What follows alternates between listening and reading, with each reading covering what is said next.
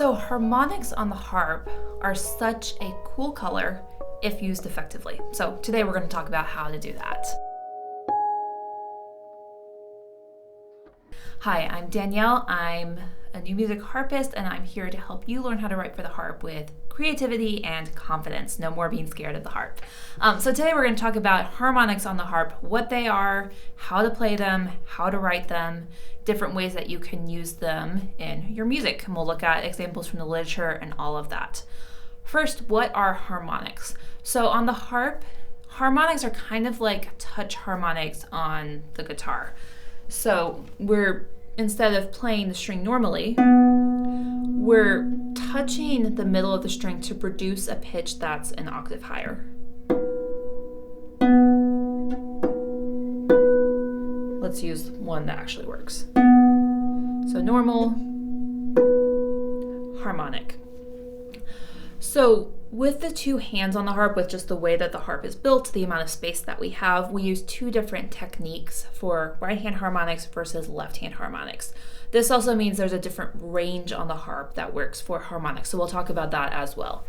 For the left hand, we're using the side of our hand to effectively cut the string. So the left hand is going to be placed on the node to produce the harmonics. So we're gently touching the middle of the string and then using our thumb then to pluck the string to produce that higher sound. So normal sound. On the right hand, there's just, with the soundboard being in the way, you can't really bring the side of your hand to the harp quite as well. So we use instead the side of our finger against the strings to hit the harmonic note, and then again our thumb to pluck the string.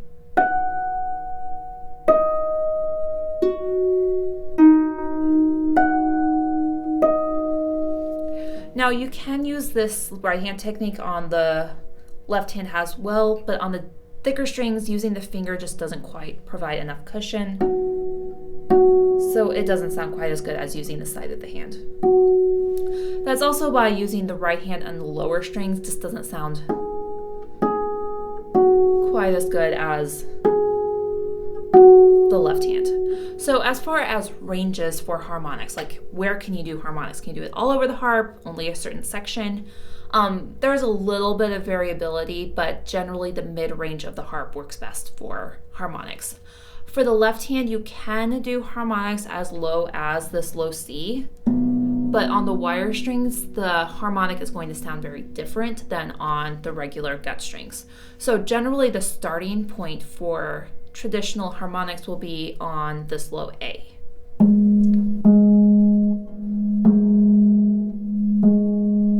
You can do them lower.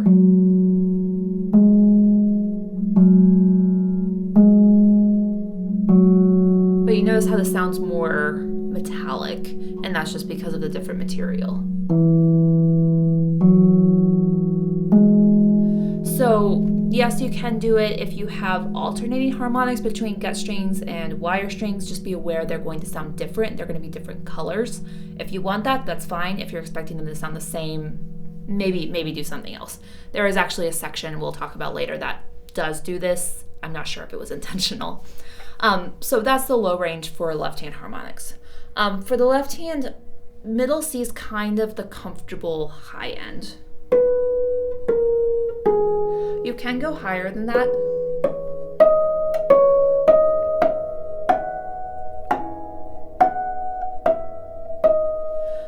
It just gets a little bit dicey.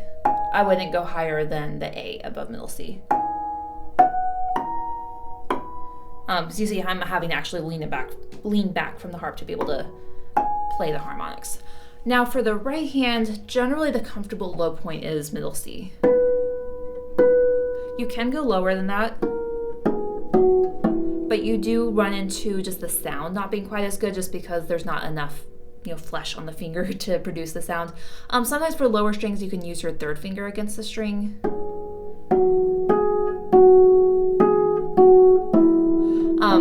That changes a little bit of the positioning, so that's not something I would expect.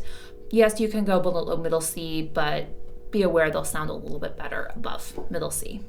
I wouldn't go lower than like the G below middle C for the right hand.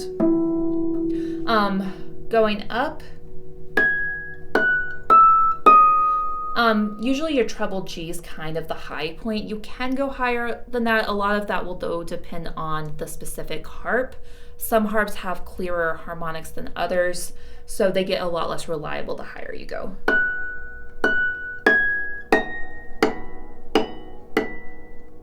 My harp is really tough to get a high C harmonic. So high G is probably your safest, reliable high harmonic. So before getting into notation, I just want to quickly mention the differences between flat, natural, and sharp harmonics.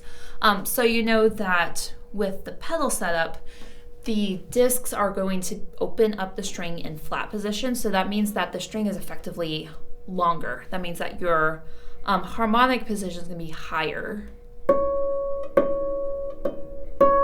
If you put down one pedal that turns one disc, that means that your string is now shorter, effectively going from here to here.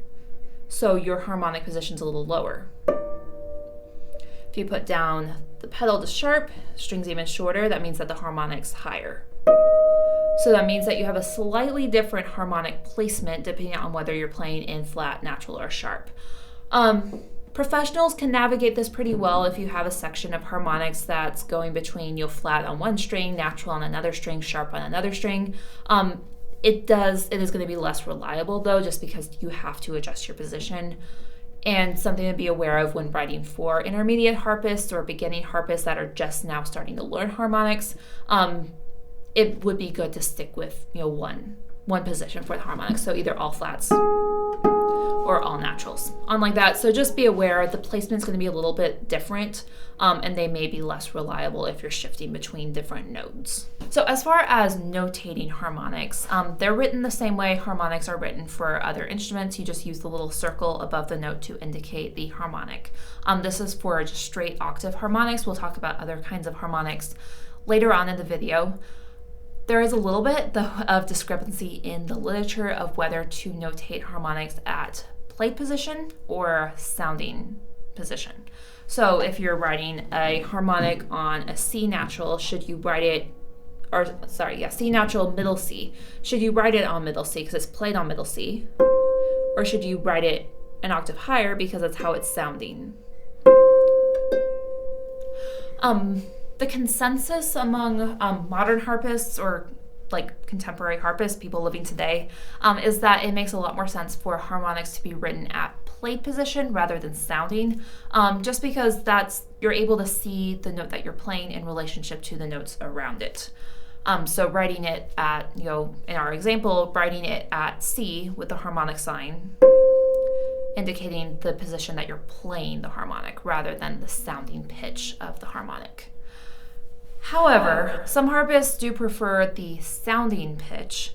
Carlos Salzedo was one of those, and in his scores, he notated everything at sounding pitch, not plate pitch. So a lot of other composers and orchestrators and harpists followed suit. So that means that in the literature, there's a lot of music that's written at plate pitch with harmonics and a lot of music that's written at sounding pitch for harmonics. So because of that, it's generally a good idea just to include a note in your score on whether you intend plate pitch or sounding pitch. That way the harpists don't have to come chase you down to ask or end up playing what you didn't intend. So indicate that it's preferred that you notate at plate pitch rather than sounding pitch, but even if you do that, it's a good idea just to include a little note in your score to say written at sounding pitch or written at plate pitch. That way we just know what's going on. So let's take a look at some examples in the literature. The example I opened with was from Britten's Ceremony of Carols, the Harp Interlude, and this uses harmonics throughout for this theme. And you notice this is starting above middle C with the left hand, and actually that's part of why it's a little bit difficult to hit that accurately.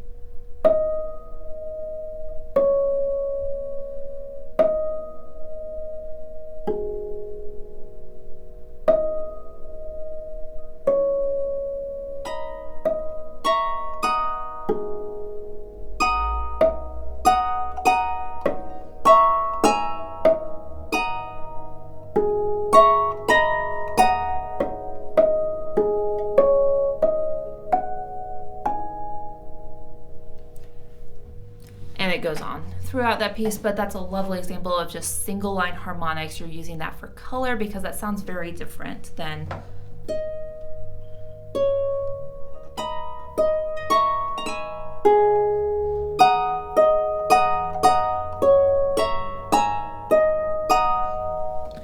the harmonics add so much color to this section of the piece. As far as orchestral examples, Holst the planets, there's a lot of harmonic examples in the harps. There's 2 harp parts there, and the way that they play off each other and they're used in the orchestration, it's a great example of using harmonics. So several examples use, several of the movements use harmonics. Saturn is probably the best known example. The movement opens with the harp harmonics between the 2 harps. So harp 2 does these low harmonics, and this is the example I was talking about, going between the gut string and the wire string. I will say in an orchestral context is probably less obvious than if you were doing this solo. However, just because the harmonic is less reliable on the wire string, I wouldn't recommend doing it.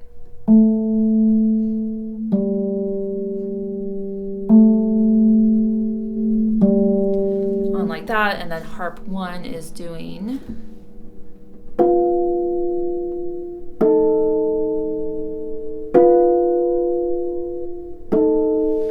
on like that. It gives a really cool color, and then as you go on, the harmonics become offset, which is kind of difficult to do 2 harps, but you have harp 2 doing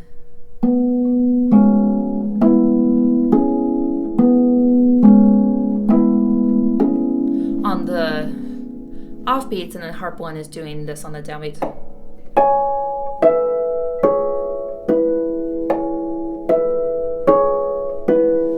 So it's a really cool use, and the way that it's orchestrated is a very sparse texture, so you can really hear these harmonics.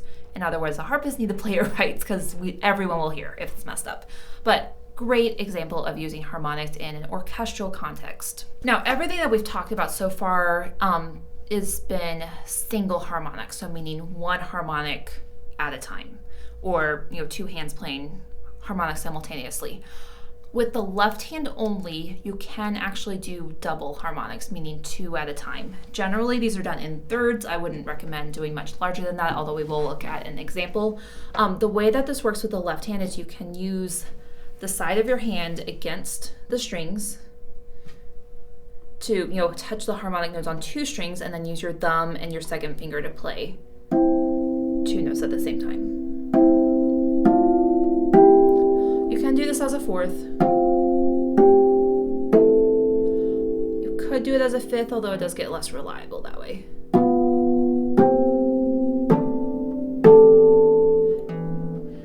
This is a case, though, if you're doing doubled ones, be wary of using different accidentals, so using flat on 1 string, natural on another, because it gets a little bit more difficult to compensate for that. Although it's possible, like I just showed you. With the position of the right hand, because you're using your second finger on the harmonic node and playing with your thumb, there's not really a way to play more than 1 at a time.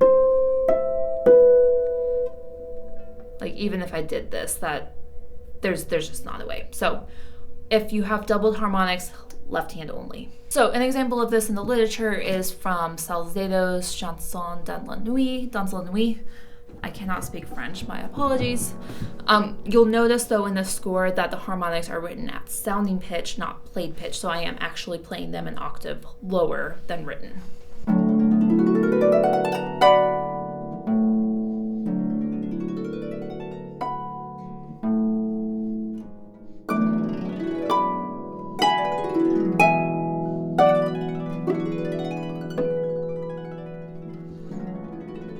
So that's an example of using just doubled harmonics. There's a lot of examples in the literature. One I wanted to show you was the Serenade by Parish-Alvars, Elias Parish-Alvars, who was considered the Liszt of the harp, and his music reflects that because it's quite difficult, also written for a much smaller instrument. But this example is kind of a notorious harmonic excerpt or example that we have with these doubled harmonics in the left hand, but you also have these large spans. This is an example. Please don't do this.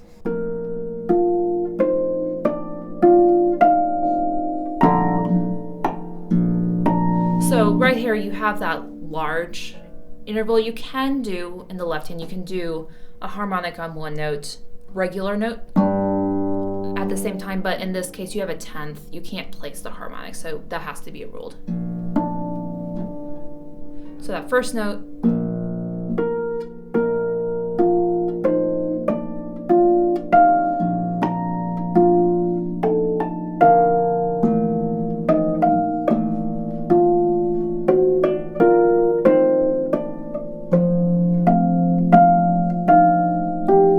this is the doozy. You have a harmonic, a triple harmonic, which if you do it in thirds, possible, but this, you have that low F, it's a 5th.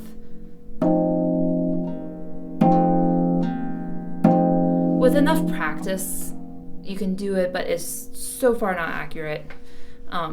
We could just say it's a typo, even though I don't think it was. Like that. So there's harmonics throughout this whole thing. So it's an example of harmonics and an example of stretching beyond the traditional harmonic boundaries. But again, this was written for a much smaller instrument, lighter tension, strings closer together. So those larger spans would have been a little bit more doable. So we've covered single harmonics, we've covered doubled harmonics in the left hand only. If you take nothing else away, doubled harmonics, left hand only, nothing in the right hand. You also have higher partial harmonics. This is something you should use with extreme caution because it's quite difficult to do on the harp. Not all harpists are well versed in it. I would also say they have a very different color, which I'll show you in an example, but they don't project quite as well, so I would not recommend using them in a large ensemble context or even beyond like a small chamber context. However, solo writing, if you're writing for an advanced harpist, it's definitely a really neat possibility. So on the harp, you can play your regular octave harmonic.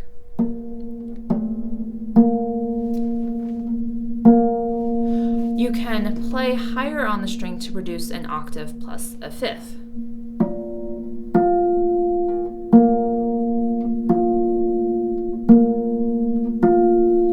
You can play even higher to produce 2 octaves up.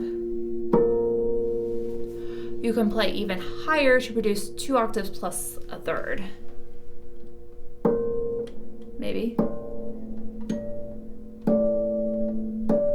You can also produce that a little lower on the string, so I generally do that.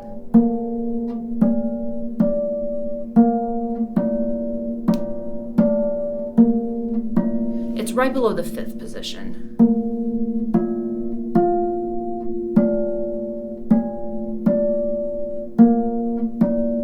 So as you can see, 5th is pretty reliable, but again, that's a very narrow range where that's possible. As you get up past the 2 octaves, even narrower range, and octave plus a 3rd, 2 octaves plus a 3rd, even narrower range of strings where that actually works. And that does work better in actually natural position rather than flat. When you're in flat position, you run out of space on the strings. So in natural, there is room to do that without hitting the levers. A lot of this is a little bit harpist specific on what they can do, but a lot of this is really specific to the harp. So some harps just respond a lot better, especially if you have newer strings on the instrument. You can produce a lot more harmonics rather than if you have older strings or an older instrument. They won't be quite as resonant. So 2 examples here. The first one is from the Holliger Sequenzen. There is a really cool section where you go through the same pitch harmonic but on different strings. It's really cool. So you start out by playing your E here and then a little trill. And then here's your pitch. You go back to octave, octave plus a 5th on your A string, and then 2 octaves plus a 3rd on your C string. So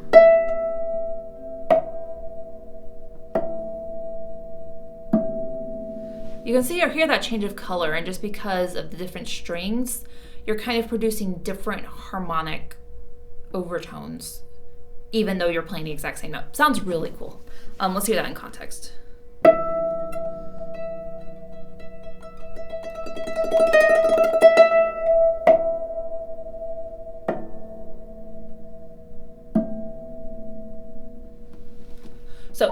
cool use of color. And I would be remiss if I did not mention the piece that actually inspired my whole exploration into these higher partial harmonics.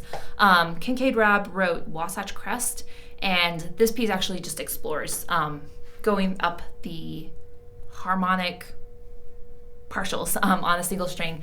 This was inspired by a video from Lauren Scott, who's a harpist in the UK, and she did a really cool video with that. So when Kincaid approached me about this piece, they really wanted to do that, and I thought that would be cool. So you can see the full video of Wasatch Crest on my YouTube channel, but just to kind of show you how this works, we're doing this pattern and an octave.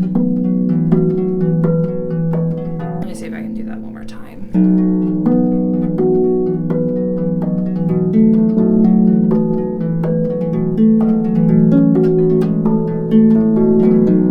So really cool example. Another colleague, or actually the head of orchestration online, Thomas Goss, wrote a neat article about these high partial harmonics, which referenced this collaboration with me and Kincaid. So I will link that in the description. It's a cool article. I think you will enjoy reading it. So we dove into harmonics on the harp, so I just have a couple of key points I want you to remember. The first is harmonics are there for color. So think about strategic ways to integrate harmonics into your writing.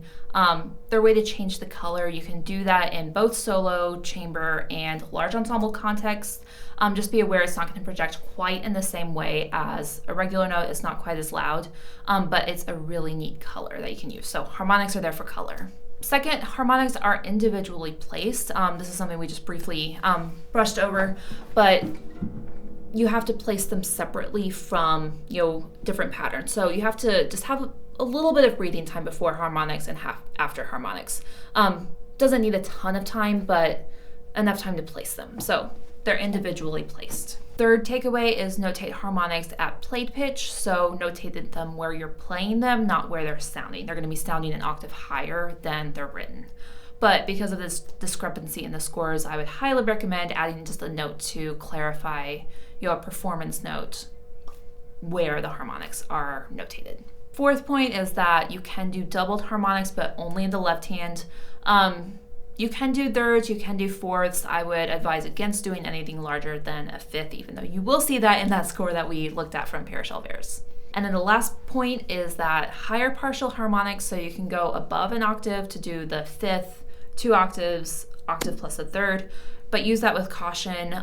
It doesn't work on all harps, and depending on the context, it can be very difficult to produce those pitches. So that's everything for harmonics. If you have any other questions about harmonics, other examples that you would like me to discuss, leave a comment, let me know. And in the meantime, be sure to subscribe to my channel. More videos will be coming your way. And I would also like to invite you to sign up for my email newsletter, the Harp Tips email. I send that out a couple times a month just with some more harp writing tips to help you learn how to write for the harp with creativity and confidence. So that's everything for today, and I will see you next time.